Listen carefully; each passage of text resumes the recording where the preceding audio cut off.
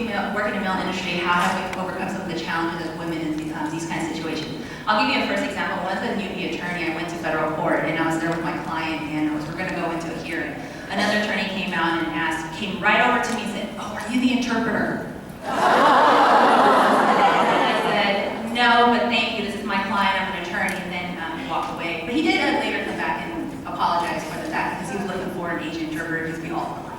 But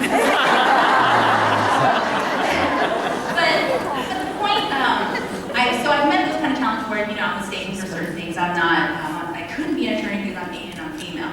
And my advice to any women out there is stand strong in your belief, know what you are, you know you have the education, speak loudly, and pursue your goals and careers. It's only you that's going to hold you back.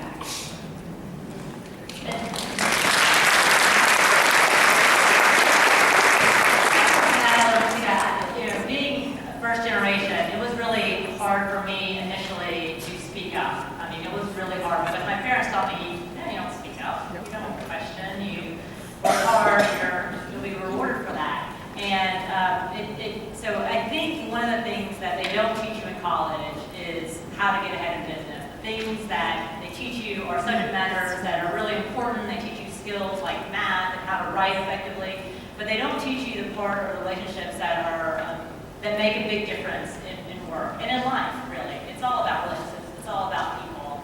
And so one of the things that I really try hard to do in work is to build a network of both friends and colleagues and mentors and informal mentors. Community is another part that's really important to me. So it's building those networks that are not just work networks, but even out in the community, some of the nonprofits that I'm involved with.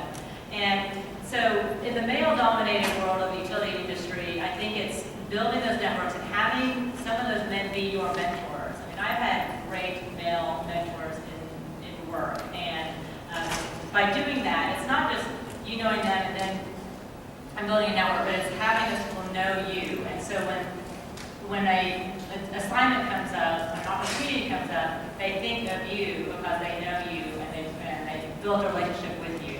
And I think that is a big part of it, as well as just knowing that you have the skills, knowing that you have the knowledge, and having that confidence to participate as effectively as a team member as anyone else on the team, even if you are the only woman. Great, yeah. I think reiterate all those points that were made. I'm sure we've all had those moments, like in DC, not that long ago, I sat down at, it was like a big dinner, I sat down at a table, and this guy's like, "How'd you wind up at the lawyer's table?" I went to law school.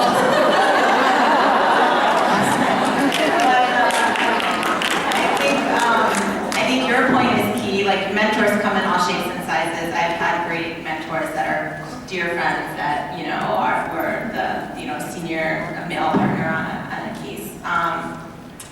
And the one thing I've learned that helped me is I used to kind of go into a meeting, especially law and tax, so there could be like 25 people and maybe I'm the only female there.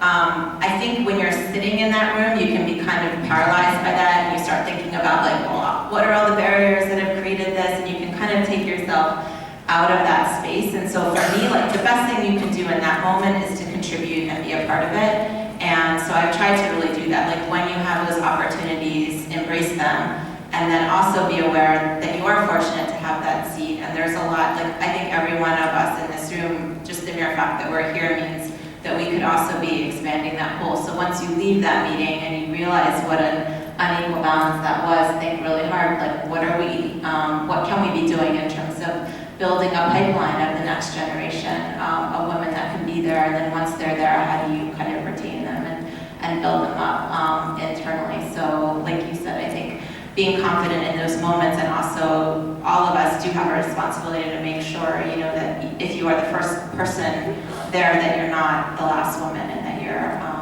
reaching a hand out to make sure that it continues to grow.